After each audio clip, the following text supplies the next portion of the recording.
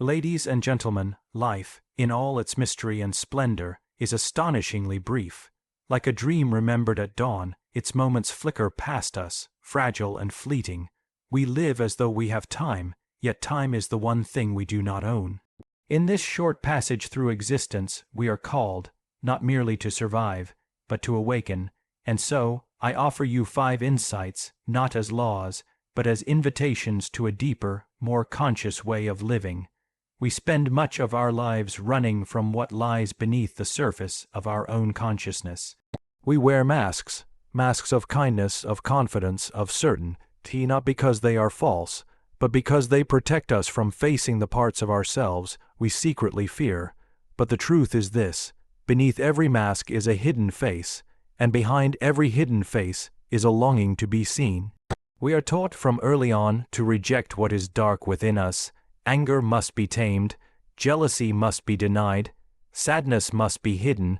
Yet, these emotions do not vanish simply because we suppress them. They grow stronger in silence.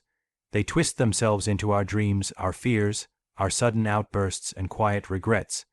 To live a life that is short, yet full, we must find the courage to turn inward, not just to the parts that shine, but to those that frighten us. The parts that envy, that doubt, that rage. These aspects are not our enemies, they are signals. They are messengers sent from the depths of the soul to remind us that we are not whole without them. When we deny the shadow, it controls us from the dark. But when we bring it to light, it becomes a source of wisdom. That jealousy you hide may be pointing to a dream you have abandoned. That anger you suppress may be telling you where you feel powerless. That sadness you ignore may be calling you to grieve a loss you've never dared to name. To embrace the shadow is not to become consumed by it. It is to look at it directly and say, "You are part of me. What do you need me to see?" It is in this moment of honesty, of deep inner reconciliation, that transformation begins. You do not need to become perfect. You need to become real, and realness in this short life is rare and powerful. A person who has embraced their shadow walks differently in the world. They do not fear the chaos of life, for they have met the chaos within themselves.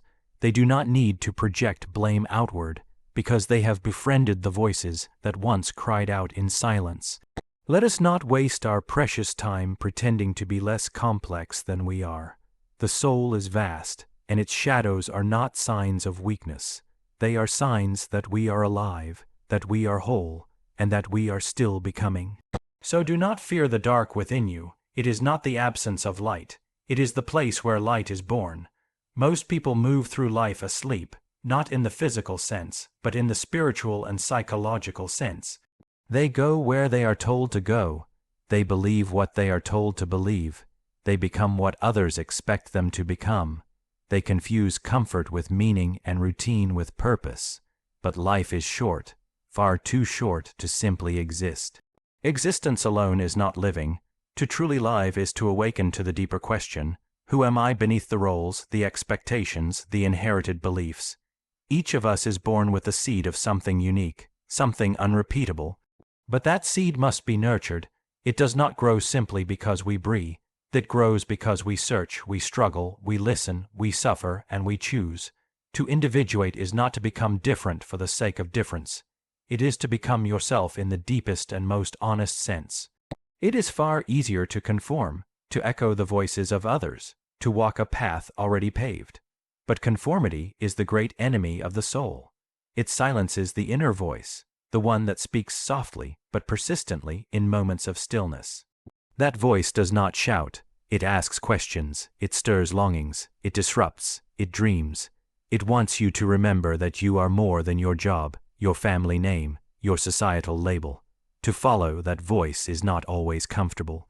It may lead you away from what is familiar. It may require the death of your old identity, but this is the price of becoming whole. Individuation demands a kind of sacred disobedience, a willingness to stand apart in order to stand fully in your own truth. This path is not linear. You will get lost. You will question everything. You may even wish to return to the simplicity of imitation, but do not turn back. Every great life, every truly lived life, is the result of this inward journey, the forging of a self not handed down by the world, but discovered in the depths of one's own soul. The world does not need more people who fit in. It needs people who have come alive from within, people who are not trapped by the fear of being misunderstood, people who carry the responsibility of their uniqueness with humility and courage. People who understand that life, though short, is not a race, but a profound opportunity to become something genuine, something whole. So I ask you, are you merely existing, or are you becoming? Are you echoing the world, or are you listening to your own essence? There is no one else who can live your life, no one else who can bring forth what only you carry. The time is short, but the invitation is eternal. Become yourself, not later, but now. There is a language far older than words, a language spoken not in sentences, but in signs, symbols, and subtle patterns. Most people pass through life deaf to this language, consumed by surface noise and external distractions. But beneath the appearances of ordinary life, something deeper is always speaking, a dream that disturbs you, a repeated image that haunts your imagination, a coincidence too strange to dismiss. These are not random. They are messages from the hidden layers of your soul. We have been taught to rely only on logic, to value only what can be measured or explained. Yet life, in its fullness, cannot be captured by logic alone. There is another kind of knowing, a symbolic knowing, that comes not from analysis but from awareness. It is the kind of knowing that happens when a single dream changes your perspective, or when a moment of silence reveals more than hours of conversation. Our inner world is alive with symbols, ancient, powerful, mysterious. They appear in our dreams, our fantasies, the metaphors we instinctively use, the stories that resonate with us for reasons we cannot explain. These symbols are not mere decorations of the mind. They are bridges between the conscious self and the vast unconscious that holds the roots of our being. To listen to the symbols is to enter into a relationship with the unknown. It requires humility, the kind that accepts we do not always know what is best, and that deeper truths may lie hidden beneath our thoughts. A snake in a dream is not just a snake. A storm in the distance may reflect an inner upheaval. A forgotten childhood memory resurfacing is not just nostalgia. It is the soul reaching out to be heard. Life is short, yes, but when we learn to interpret its symbols, it becomes infinitely richer. A single image, properly understood, can reveal the path we must take. A recurring theme in our inner world might be the map that guides us toward wholeness. The symbolic life is not about superstition. It is about meaning. It is about seeing the sacred in what others call ordinary. Those who listen to symbols begin to live on two levels at once. They do not just go to work. They notice the dream they had the night before and ask, why this dream now? They do not just meet people. They sense the roles those people play in their psychological story. They do not just suffer. They search for what the suffering is trying to teach. The world around you and the world within you are not separate. They mirror each other constantly. That is why the symbolic life matters. It reconnects the fragmented parts of the psyche. It transforms chaos into insight, pain into purpose, and habit into ritual. To live without symbols is to live only on the surface, reacting, drifting, forgetting. But to live symbolically is to walk through life awake, attuned, and open to mystery. It is to recognize that while life is short, its depths are endless, if only we dare to listen. There is a temptation, especially in a world obsessed with success, progress, and positivity, to believe that growth must always be upward, that to live well is to constantly rise, higher achievement, greater clarity, brighter moods. But this belief is a half-truth, and perhaps the most dangerous kind, for it denies a central reality of the human experience, that before we rise, we must first descend. Real transformation begins not in light, but in darkness. Not in clarity, but in confusion. It begins when the familiar collapses, when the ground we have stood on begins to crack, when the self we believed we were no longer fits who we are becoming. These are the moments we fear and resist, the moments of grief, of illness, of heartbreak, of failure. Yet these are also the initiations that the soul requires. To descend is not to be lost. It is to enter the depths where the truth waits. It is to shed illusions, to confront what we have avoided, to meet the parts of ourselves we buried because we were told they were unacceptable. Descent humbles us, it strips away our masks, it shows us that the ego, our carefully constructed identity, is not the whole of who we are. The old myths understood this well. Every hero, every wise figure, first had to go underground. Into the underworld, into the cave, into the belly of the beast. These journeys were never optional, they were essential, because only in the dark does the inner light begin to form. Only through loss do we learn what cannot be taken from us. In our own lives, the descent might not be a dramatic event. Sometimes it is a quiet depression that lingers, a season of confusion where nothing seems to make sense, a painful letting go of something or someone we thought we could not live without. And in those moments, something ancient stirs within us, not the voice of the ego demanding certainty, but the deeper voice of the soul asking us to stay present, to endure, to listen. You may not be able to explain what is happening in the descent. That is as it should be. The descent is not a place for answers, it is a place for transformation. What dies in us during those dark times is not our life, but our illusion of control, and what is born is something quieter, truer, deeper.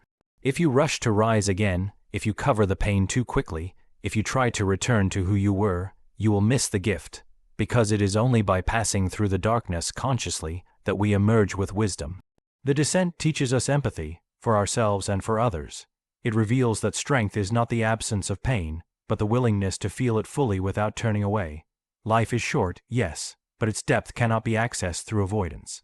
We must descend into ourselves to truly rise as whole beings, not perfect, not invincible, but real. And in that realness, there is a kind of radiance that cannot be faked, a strength that doesn't shout, a presence that has been forged in fire. So, if you find yourself in descent, do not despair. You are not failing, you are not broken, you are being called inward, to the roots of your being, to the fertile soil where the next version of you is waiting to grow. Love is one of the most overused and misunderstood words in our language. It is sung about, written into stories, and spoken as a promise, but rarely is it understood in its full depth. Most people experience love as a fleeting emotion, a reaction, a desire to possess or be possessed. But love in its highest form is not merely a feeling, it is a task, a sacred one, and in a life as brief as ours, to love well is perhaps the most important task we are given. We often seek love to fill a void, to soothe a wound, to escape loneliness. But true love is not an escape, it is a confrontation. It demands that we meet ourselves through the mirror of the other. It does not ask for masks, it asks for truth. To love another person deeply is to allow them to see us as we are, flawed, afraid, contradictory, and to see them in return with the same unflinching honesty. This kind of love is not easy. It is not comfortable. It is not always sweet. It will often break you open before it heals you, but in this breaking something greater emerges because love, real love, is alchemical. It transforms both the lover and the beloved. It asks that we step out of ego and into soul. It shows us where we are still small, still wounded, still clinging, and if we are brave enough, it teaches us how to grow. Most relationships fail not because love is absent, but because people approach love unconsciously. They expect the other person to fix what they have not yet faced in themselves. But love is not a rescue mission. It is not a solution to your inner emptiness. Rather, it is a space where two souls agree to witness, challenge, and support each other's unfolding, not in perfection, but in truth. Love becomes sacred when we treat it as a practice, a daily ritual of presence, patience, listening, and honesty. It is sacred when we understand that the other person is not ours. They are not there to complete us or to serve our expectations. They are a mystery unfolding just as we are, and to love them is to stand before that mystery with reverence, not control.